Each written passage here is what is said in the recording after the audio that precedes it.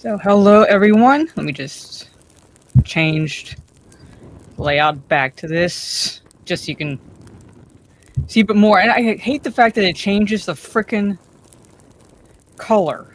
I have it set to the color I want, but no, StreamYard wants to be a bitch. But anyway, chat. Let me just tweet out that I'm live because I was running just a bit behind. And then I will start. I'm just going to do one chapter tonight because the next two chapters after it will be getting to the end of the Prancing Pony, where we'll be encountering a certain main character that around these parts is known by a certain name.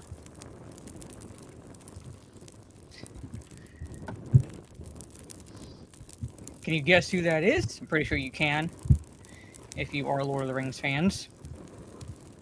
You can guess who that is. So I figured I'll just do one chapter tonight, so that way I can get those two chapters done together. Basically. Never watched Game of Thrones, Jarrell, but welcome everyone. So welcome everyone. Last Toxic Male. It's all about dem jeans. So anyway, and happy birthday to Elijah Wood. So like I said, we'll just do this one chapter today, chapter 8, Fog on the Barrow-Downs. Which, was the Barrow Ice was ruined by Rings of Power. So this is gonna be like a relatively short chapter. But like I said, I wanted to keep the other two chapters together, since we'll be meeting a certain character that will be of importance moving forward. Without further ado, welcome everyone, chapter 8, Fog on the Barrow-Downs. That night they heard no noises, but either in his dreams or out of them, he could not tell which. Frodo heard a sweet singing running in his mind, a song that seemed to come like a pale light behind a gray rain curtain, and growing stronger to turn the veil all to glass and silver, until at last it was rolled back, and a far green country opened before him under a swift sunrise. The vision melted into waking, and there was Tom whistling like a tree full of birds, and the sun was already slanting down the hill and through the open window. Outside, everything was green and pale gold. After breakfast, which they again ate alone, they made ready to say farewell, as nearly heavy of heart as was possible on such a morning, cool, bright, and clean under a washed autumn sky of thin blue. The air came fresh from the northwest. Their quiet ponies were almost frisky, sniffing and moving restlessly. Tom came out of the house and waved his hat and danced upon the doorstep, bidding the hobbits to get up and be off and go with good speed. They rode off along a path that wound away from behind the house, and went slanting up towards the north end of Hill Brow, under which it sheltered. They had just dismounted to lead their ponies up the last steep slope when suddenly Frodo stopped. "Goldberry," he cried, "my fair lady, clad all in silver green. We have never said farewell to her, nor seen her since the evening." He was so distressed that he turned back, but at that moment a clear call came rippling down. There on the hill brow she stood beckoning to them. Her hair was flying loose, and as it caught the sun it shone and shimmered. A light like the glint of water on dewy grass flashed from under her feet as she danced. They hastened up the last slope, and stood breathless beside her. They bowed, but with a wave of her arm she bade them look round, and they looked out from the hilltop over lands under the morning. It was now as clear and far-seen as it had been veiled and misty when they stood upon the knoll in the forest, which could now be seen rising pale and green out of the dark trees in the west. In that direction, the land rose in wooded ridges, green, yellow, russet under the sun, beyond which lay hidden the valley of the Brandywine. To the south, over the line of the Withywindle, there was a distant glint like pale glass, where the Brandywine River made a great loop in the lower lands, and flowed away out of the knowledge of the hobbits. Northward, beyond the dwindling downs, the land lay away in flats and swellings of gray and green and pale earth colors, until it faded into a featureless and shadowy distance. Eastward, the Barrow-Downs rose, ridge behind ridge, into the morning, and vanished out of eyesight into a guess. It was no more than a guess of blue and a remote white glimmer blending with the hem of the sky, but it spoke to them, out of the memory and old tales, of the high and distant mountains. They took a deep draught of the air, and felt that a skip and a few stout strides would bear them wherever they wished. It seemed faint-hearted to go jogging aside over the crumpled skirts of the downs, towards the road, when they should be leaping, as lusty as Tom, over the stepping stones of the hills, straight towards the mountains. Goldberry spoke to them, and recalled their eyes and thoughts. "Speed now, fair guest," she said, "and hold to your purpose. North with the wind in the left eye, and a blessing on your footsteps. Make haste while the sun shines." And to Frodo she said, "Farewell, elf friend, it was a merry meeting." But Frodo found no words to answer. He bowed low and mounted his pony, and followed by his friends, jogged slowly down the gentle slope behind the hill. Tom Bombadil's house in the valley and the forest were lost to view. The air grew warmer between the green walls of hillside and hillside, and the scent of turf rose strong and sweet as they breathed. Turning back, when they reached the bottom of the green hollow, they saw a goldberry, now small and slender like a sunlit flower against the sky. She was standing still, watching them, and her hands were stretched out towards them. As they looked, she gave a clear call, and lifting up her hand, she turned and vanished behind the hill. Their way wound along the floor of the hollow, and round the green feet of a steep hill into another deeper and broader valley, and then over the shoulders of further hills, and down their long limbs, and up their smooth sides again, up onto new hilltops and down into new valleys. There was no tree nor any visible water. It was a country of grass and short springy turf, silent except for the whisper of the air over the edges of the land, and high lonely cries of strange birds. As they journeyed, the sun mounted and grew hot. Each time they climbed a ridge, the breeze seemed to have grown less. When they caught a glimpse of the country westward, the distant forest seemed to be smoking, as if the fallen rain was steaming up again from leaf and root and mold. A shadow now lay round the edges of sight, and a dark haze above which the upper sky was like a blue cap, hot and heavy. About midday they came to a hill, whose top was wide and flattened, like a shallow saucer with a green mounded rim. Inside there was no air stirring, and the sky seemed near their heads. They rode across and looked northwards. Then their hearts rose, for it seemed plain that they had come further already than they had expected. Certainly the distances had now all become hazy and deceptive, but there could be no doubt that the downs were coming to an end. A long valley lay below them, winding way northwards, until it came to an opening between two steep shoulders. Beyond, there seemed to be no more hills. Due north, they faintly glimpsed a long, dark line. "That is a line of trees," said Mary, "and that must mark the road. All along it, for many leagues east of the bridge, there are trees growing. Some say they were planted in the old days." "Splendid," said Frodo. "If we make as good going this afternoon as we have done this morning, we shall have left the downs before the sun sets and be jogging on in search of a camping place." But even as he spoke, he turned his glance eastwards, and he saw that on that side the hills were higher, and looked down upon them. And all those hills were crowned with green mounds, and on some were standing stones, pointing towards them like jagged teeth out of green gums. That view was somehow disquieting, so they turned from the sight and went down into the hollow circle. In the midst of it there stood a single stone, standing tall under the sun above, and at this hour casting no shadow. It was shapeless, and yet significant, like a landmark or a guarding finger, or more like a warning. But they were now hungry, and the sun was still at the fearless noon, so they set their backs against the east side of the stone. It was cruel, as if the sun had no power to warm it, but at that time this seemed pleasant. There they took food and drink and made as good noon meal under the open sky as anyone could wish. For the food came from down under hill. Tom had provided them with plenty for the comfort of the day.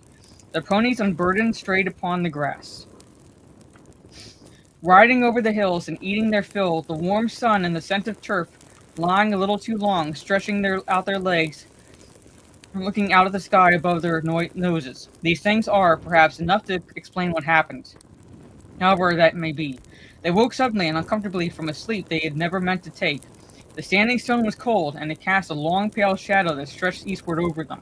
The sun, a pale and watery yellow, was gleaming through the mist just above the west wall of the hollow in which they lay. North, south, and east, beyond the wall, the fog was thick, cold, and white. The air was silent, heavy and chill. Their ponies were standing crowded together with their heads down. The hobbits sprang to their feet in alarm and ran to the western rim. They found they were upon an island in the fog. Even as they looked out in dismay towards the setting sun, it sank before their eyes into a white sea, and a cold gray shadow sprang up in the east behind. The fog rolled up to the walls and rose above them, and as it mounted it bent over their heads until it became a roof. They were shut in a hall of mist whose central pillar was the standing stone. They felt as if a trap was closing about them, but they did not quite lose heart. They still remembered the hopeful view they had of the line of the road ahead, and they still knew in which direction it lay. In any case, they now had so great a dislike for that hollow place about the stone that no thought of remaining there was in their minds. They packed up as quickly as their chilled fingers would work. Welcome, everyone. Yes, Sir Luke. Soon they were leading their ponies in single file over the rim and down the long northward slope of the hill, down into a foggy sea. As they went down, the mist became colder and damper, and their hair hung lank and dripping on their foreheads. When they reached the bottom, it was so chill that they halted and got out their cloaks and hoods, which soon became bedewed with gray drops. Then, mounting their ponies, they went slowly on again, feeling their way by the rise and fall of the ground. They were steering, as well as they could guess, for the gate-like opening at the far northward end of the long valley, which they had seen in the morning. Once they were through the gap, they had only to keep on in anything like a straight line, and they were bound in the end to strike the road. Their thoughts did not go beyond that, except for a vague hope that perhaps away beyond the downs there might be no fog. Their going was very slow. To prevent their getting separated and wandering in different directions, they went in file, with Frodo leading. Sam was behind him, and after him came Pippin and then Merry. The valley seemed to stretch on endlessly. Suddenly Frodo saw a hopeful sign. On either side ahead a darkness began to loom through the mist, and he guessed that they were at last approaching the gap in the hills, the north gate of the Barrow-Downs. If they could pass that, they would be freed. Come on, follow me, he called over his shoulder, and he hurried forward. But his hope soon changed to bewilderment and alarm. The dark patches grew darker, but they shrank, and suddenly he saw towering ominous before him, and leaning slightly towards one another like the pillars of a headless door, two huge, standing stones. He could not remember having seen any sign of these in the valley when he looked out from the hill in the morning. He had passed between them almost before he was aware, and even as he did so, darkness seemed to fall around him. His pony reared and snorted, and he fell off. When he looked back, he found that he was alone. The others had not followed him. Sam, he called. Pippin, Merry, come along. Why don't you keep up? There was no answer. Fear took him, and he ran back past the stone, shouting wildly, Sam! Sam! Merry! Pippin! The pony bolted into the mist and vanished. From some way off, or so it seemed, he thought he heard a cry. Boy! Frodo! Boy! It was away eastward, on his left, as he stood under the great stones, staring and straining into the gloom. He plunged off in the direction of the call, and found himself going steeply uphill. As he struggled on, he called again, and kept on calling more and more frantically. But he heard no answer for some time, and then it seemed faint and far ahead and high above him. Frodo! Boy! Came the thin voices out of the mist, and then a cry that sounded like help, help, often repeated, ending with the last help that trailed off into a long wail, suddenly cut short. He stumbled forward with all the speed he could towards the cries, but the light was now gone, and clinging night had closed about him, so that it was impossible to be sure of any direction. He seemed all the time to be climbing up and up. Only the change in the level of the ground at his feet told him when he at last came to the top of a ridge or hill. He was weary, sweating, and yet chilled. It was wholly dark. Where are you? He cried out miserably. There was no reply. He stood listening. He was suddenly aware that it was getting very cold, and that up here a wind was beginning to blow, an icy wind. A change was coming in the weather. The mist was flowing past him, now in shreds and tatters. His breath was smoking, and the darkness was less near and thick. He looked up and saw with surprise that faint stars were appearing overhead, amid the strands of hurrying cloud and fog. The wind began to hiss over the grass. He imagined suddenly that he caught a muffled cry, and he made towards it, and even as he went forward, the mist was rolled up and thrust aside, and the starry sky was unveiled. A glance showed him that he was now facing southwards, and was on a round hilltop, which he must have climbed up from the north. Out of the east, the biting wind was blowing. To his right, there loomed against the westward stars a dark black shape. A great barrow stood there. Where are you? He cried again, both angry and afraid. Here, said a voice deep and cold that seemed to come out of the ground. I am waiting for you. No, said Frodo, but he did not run away. His knees gave, and he fell on the ground. Nothing happened, and there was no sound. Trembling, he looked up in time to see a tall, dark figure like a shadow against the stars, and leaned over him. He thought there were two eyes, very cold though lit with a pale light that seemed to come from some remote distance. Then a grip stronger and colder than iron seized him. The icy touch froze his bones, and he remembered no more. When he came to himself again, for a moment he could recall nothing except a sense of dread. Then suddenly he knew that he was imprisoned, caught hopelessly. He was in a barrow. A Barrow-wight had taken him, and he was probably already under the dreadful spells of the Barrow-wights, about which whispered tales spoke. He dared not move, but lay as he found himself, flat on his back upon a cold stone with his hands on his breast.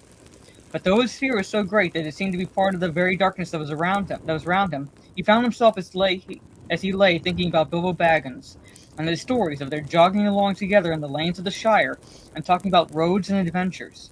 There is a seed of courage hidden, often deeply, it is true, in the heart of the fattest and most timid hobbits, waiting for some final and desperate danger to make it grow. Frodo was neither very fat nor very timid. Indeed, though he did not know it, Bilbo and Gandalf had thought him the best hobbit in the Shire. He thought he had come to the end of his adventure, and a terrible end, but the thought heartened him. He found himself stiffening, as if for a final spring. He no longer felt limp like a helpless prey. As he lay there, thinking and getting a hold of himself, he noticed all at once that the darkness was slowly giving way. A pale greenish light was growing around him. It did not at first show him what kind of place he was in, for the light seemed to be coming out of himself, and from the floor beside him, and had not yet reached the roof or wall. He turned, and there in the cold glow he saw lying beside him Sam, Pippin, and Merry. They were on their backs, and their faces looked deathly pale, and they were clad in white. About them lay many treasures, of gold maybe, though in that light they looked cold and unlovely. On their heads were circlets, gold chains were about their waists, and on their fingers were many rings. Swords lay by their sides, and shields were at their feet, but across their three necks lay one long, naked sword. Suddenly a song began, a cold murmur, rising and falling. The voice seemed far away and immeasurably dreary, sometimes high in the air and thin, sometimes like a low moan from the ground. Out of the formless stream of sad but horrible sounds, strings of words would now and again shape themselves. Grim, hard, cold words, heartless and miserable. The night was railing against the morning of which it was bereaved, and the cold was cursing the warmth for which it hungered. Frodo was chilled to the marrow. After a while, the song became clear, and with dread in his heart he perceived that it had changed into an incantation. Cold be hand and heart and bone, and cold be sleep under stone.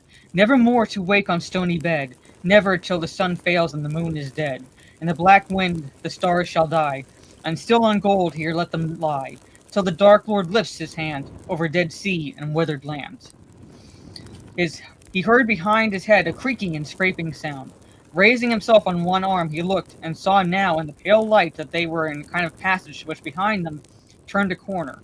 Round the corner a long arm was groping, walking on its fingers towards Sam, who was lying nearest, and towards the hilt of the sword that lay upon him. At first Frodo felt as if he indeed had been turned into stone by the incantation. Then a wild thought of escape came to him. He wondered if he put on the ring, whether the Barrow-wight would miss him, and he might find some way out. He thought of himself running free over the grass, grieving for Merry and Sam and Pippin, but free and alive himself. Gandalf would admit that there had been nothing else he could do. But the courage that had been awakened in him was now too strong. He could not leave his friend so easily. He wavered, groping in his pocket, and then fought with himself again, and as he did so, the arm crept nearer. Suddenly, resolve hardened in him, and he seized the short sword that lay beside him, and kneeling, he stooped low over the bodies of his companions. With that strength, he had hewed at the crawling arm near the wrist, and the hand broke off. But at the same moment, the sword splintered up to the hilt. There was a shriek, and the light vanished. In the dark, there was a snarling noise. Frodo fell forward over Merry, and Merry's face felt cold. All at once, back into his mind, from which it had disappeared with the first coming of the fog, came the memory of the house down under the hill, and of Tom singing. He remembered the rhyme that Tom had taught them. In a small, desperate voice, he began, "Ho, Tom Bombadil," and with that name his voice seemed to grow strong. It had a full and lively sound, and the dark chamber echoed as if to drum and trumpets. Ho, Tom Bombadillo, by water, wood, and hill, by the reed and willow, by fire, sun, and moon, hearken now and hear us. Come, Tom Bombadil, for our need is near us. There was a sudden deep silence, in which Frodo could hear his heart beating. After a long, slow moment, he heard a plain but far away, as if it were coming down through the ground or through thick walls, an answering voice singing, "Old Tom Bombadil is a merry fellow. Bright blue is his jacket is, and his boots are yellow.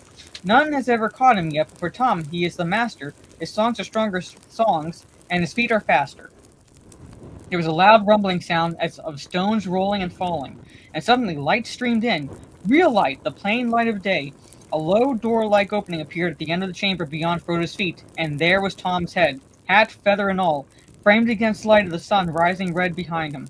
The light fell upon the floor and upon the faces of the three hobbits lying beside Frodo. They did not stir, but the sickly hue had left them. They looked now as if they were only very deeply asleep. Tom stooped, removed his hat, and came into the dark chamber, saying, "Get out, you old wight, vanish in the sunlight. Shrivel like the cold mist, like the winds go wailing. Out into the barren lands far beyond the mountains. Come never here again, leave your barrow empty. Lost and forgotten be, darker than the darkness, where gates stand forever shut, till the world is mended." To answer your question, Tom, Tom is called the eldest. He's pretty much, I would say, older than Middle-earth. His age is not known, but he is that old. So, at these words, there was a cry, and part of the inner end of the chamber fell, and part of the inner chamber fell in with a crash. Then there was a long, trailing shriek, fading away into an unguessable distance, and after that, silence. "Come, friend Frodo," said Tom, "let us get out onto clean grass. You must help me bear them." Together they carried out Merry, Pippin, and Sam. As Frodo left the barrow for the last time, he thought he saw a severed hand wriggling still like a wounded spider in a heap of fallen earth. Tom went back in again, and there was a sound of much thumping and stamping. When he came out, he was bearing in his arms a great load of treasure. Things of gold, silver, copper, and bronze, many beads and chains and jeweled ornaments. He climbed the green barrow and laid them all on top in the sunshine. No, Trey, not yet. There he stood with his hat in his hand and the wind in his hair, and looked down upon the three hobbits that had been laid on their backs upon the grass at the west side of the mound. Raising his right hand, he said in a clear and commanding voice, "Wake now, my merry lads, wake and hear me calling. Warm now be heart and limb, the cold stone is fallen. Dark door is standing wide, dead hand is broken, night under night is flown, and the gate is open." To Frodo's great joy, the hobbits stirred, stretched their arms, rubbed their eyes, and then suddenly sprang up. They looked about in amazement, first at Frodo, and then at Tom standing large as life on the barrow top above them, and then at themselves in their thin white rags, crowned and belted with pale gold and jingling with trinkets. "What in the name of wonder," began Merry, feeling the golden circlet that had slipped over one eye. Then he stopped, and a shadow came over his face, and he closed his eyes. "Of course I remember," he said. "The men of Carn Dûm came on us at night, and we were worst. Ah, the spear in my heart!" He clutched at his breast. No, he said, opening his eyes. "What am I saying? I've been dreaming. Where did you get to, Frodo?" "I thought that I was lost," said Frodo, "but I don't want to speak of it. Let us think of what we are to do now. Let us go on." "Dress up like this, sir?" said Sam. "Where are my clothes?" He flung the circlet belts and rings on the grass and looked round helplessly as he expected to find his cloak and jacket and breeches and other hobbit garments lying somewhere near at hand. "You won't find your clothes again," said Tom, bounding down from the mound and laughing as he danced around them in the sunlight. One would have thought that nothing dangerous or dreadful had happened, and indeed the horror faded out of their hearts as they looked at him and saw the merry glint in his eyes. "What do you mean?" asked Pippin, looking at him half puzzled and half amused. "Why not?" But Tom shook his head and saying, "You found yourselves again, out of the deep water. Clothes are but little lost, if you escape from drowning. Be glad, my merry friends, and let the warm sunlight heat now heart and limb. Cast off these cold rags. Run naked on the grass, while Tom goes a-hunting."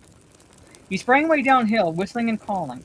Looking down after him, Frodo saw him running away southwards along the green hollow between their hill, and the next still whistling and crying, "Hey now, come hoy now, whither do you wander? Up, down, near or far, here, there, or yonder. Sharp ears, wise nose, swish tail and bumpkin, white socks, my little lad, and old fatty lumpkin." So he sang, running fast, tossing up his hat and catching it until he was hidden by a fold of the ground. For some time his "Hey now, hoy now" came floating back down the wind, which had shifted round towards the south. They have not made it to Bree yet. The air was growing very warm again. The hobbits ran about for a while on the grass, as he told them. Then they lay basking in the sun with the delight of those that have been wafted suddenly from a bitter winter to a sudden friendly clime, or of people that, after being long ill and bedridden, wake one day to find that they are unexpectedly well, and the day was again full of promise. By the time that Tom returned, they were feeling strong and hungry. He reappeared hat first over the brow of the hill, and behind him came in obedient line 6 ponies, their own 5, and one more. The last was plainly old Fatty Lumpkin. He was larger, stronger, fatter, and older than their own ponies. Mary, to whom the others belonged, had not in fact given them any such names, but they answered to the new names that Tom had given them for the rest of their lives. Tom called them one by one, and they climbed over the brow and stood in a line. Then Tom bowed to the hobbits. "Here are your ponies now," he said. "They've more sense in some ways than you wandering hobbits have. More sense in their noses, for they sniff danger ahead which you walk right into, and if they run to save themselves, then they run the right way. You must forgive them all, for though their hearts are faithful, to face fear of Barrow-wights is not what they were made for. See, here they come again, bringing all their burdens." Merry, Sam, and Pippin now clothed themselves in spare garments from their packs, and they soon felt too hot, for they were obliged to put on some of the thicker and warmer things that they had brought against the oncoming winter. "Where does that other old animal, that Fatty Lumpkin, come from?" asked Frodo. "He's mine," said Tom, "my four-legged friend, though I seldom ride him, and he wanders often far free upon the hillsides. When your ponies stayed with me, they got to know my Lumpkin, and they smelt him in the night, and quickly ran to meet him. I thought he'd look for them, and with his words of wisdom take all their fear away. But now, my jolly Lumpkin, old Tom's going to ride. Hey, he's coming with you, just to set you on the road. So he needs a pony. For you cannot easily talk to the hobbits that are riding, when you're on your own legs trying to trot beside them." The hobbits were delighted to hear this, and thanked Tom many times. But he laughed and said they were so good at losing themselves that he would not feel happy till he had seen them safe over the borders of his land. "I've got things to do," he said. "My making and my singing, my talking and my walking, and my watching of the country.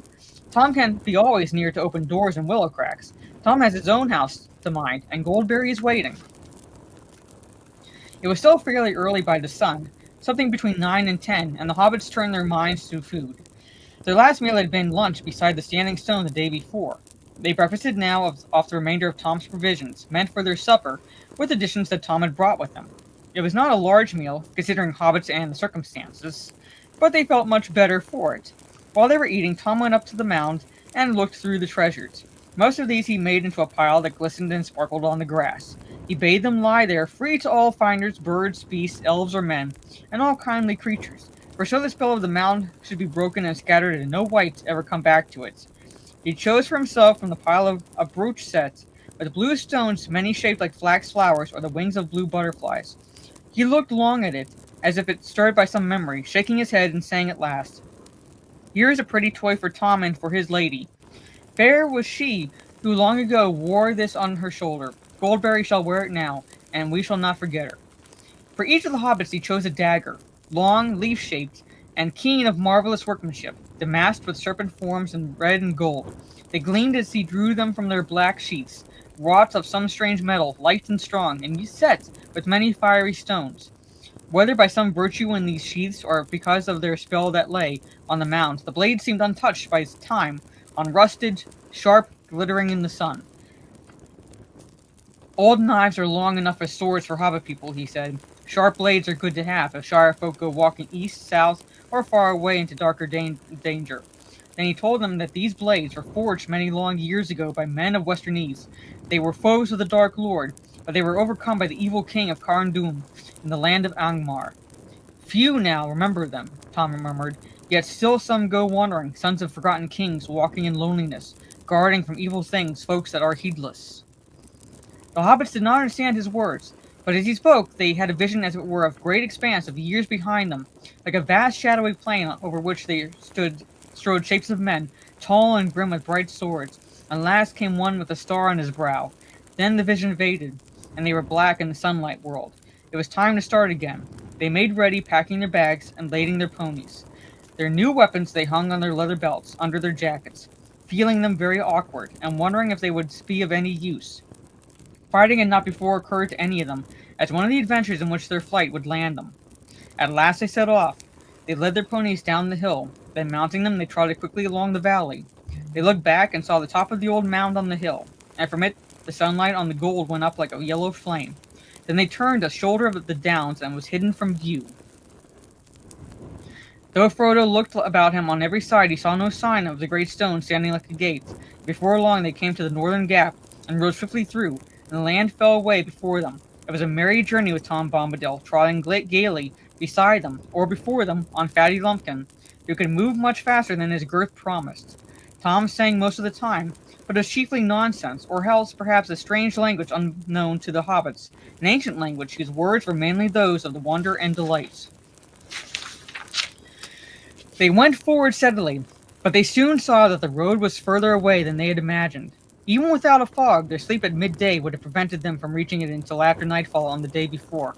The dark line they had seen was not a line of trees, but a line of bushes growing on the edge of a deep dike, with a steep wall on the further side. Tom said they had once been the boundary of a kingdom, but a very long time ago.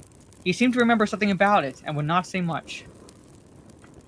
They climbed down and out of the dike, and through a gap in the wall, and then Tom turned due north, for they had been bearing somewhat to the west. The land was now open and fairly level, and they quickened their pace.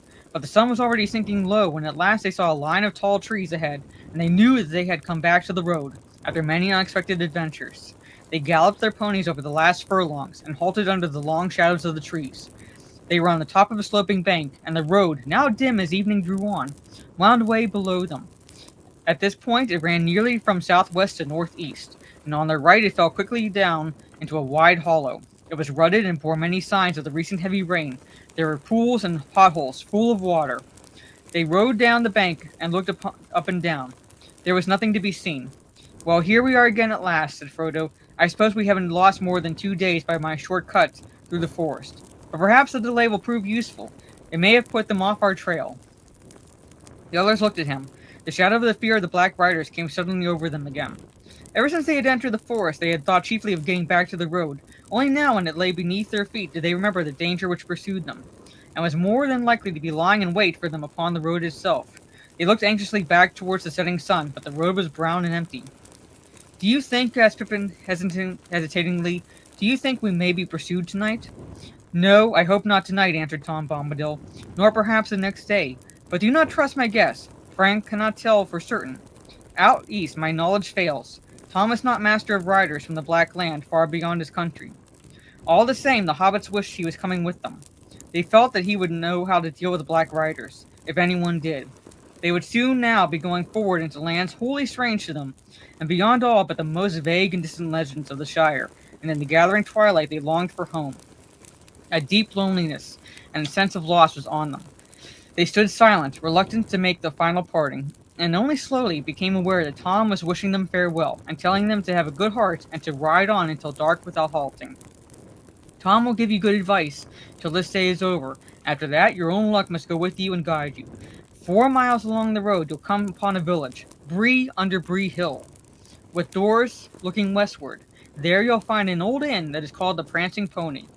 Barleyman Butterbur is the worthy keeper. There you can stay the night, and afterwards the morning will speed upon your way. Be bold, but weary. Keep up your merry hearts, and ride to meet your fortune." They begged him to come at least as far as the inn, and drink once more with them, but he laughed and refused, saying, "Tom's country ends here. He will not pass the borders. Tom has his house to mind, and Goldberry is waiting." Then he rode, tossed up his hat, leaped on Lumpkin's back, and rode over the bank, and away singing into the dust. The hobbits climbed up and watched him until he was out of sight. "I am sorry to take leave of Master Bombadil," said Sam. "He is a caution and no mistake. I reckon we may go a good deal further and see naught better nor queerer. But I won't deny I'll be glad to see this prancing pony you spoke of. I hope it'll be like the Green Dragon on the way back home. What sort of folk are they in Bree?" "There are hobbits in Bree," said Mary, "as well as big folk. I dare say it'll be home-like enough. The pony is a good inn by all accounts. My people ride out there now and again." "It may be all we could wish," said Frodo, "but it is outside the Shire all the same. Don't make yourselves too much at home. Please remember, all of you, that the name of Baggins must not be mentioned. I am Mr. Underhill, if any name must be given." They now mounted their ponies, and rode off silently into the evening. The darkness came down quickly, as they plodded slowly downhill and up again, until at last they saw lights twinkling some distance ahead. Before them rose Bree Hill, barring the way, a dark mass against misty stars, and under its western flanks nestled a large village. Towards it they now hurried, desiring only to find a fire, and a door between them and the night. And that is where I'll end, ladies and gentlemen. It says it's going to be like slightly shorter stream because I only want to cover one chapter tonight, since we are entering now the end of the Prancing Pony and meeting a character known by a certain name in these parts. And you'll kick yourselves. I saw some guesses. You'll kick yourselves that Chad, no.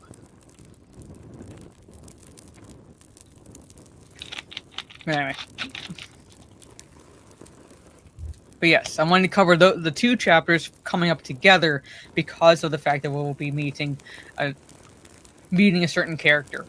So I wanted to kind of like do it that way. So the next reading stream should be Friday evening after the gaming one.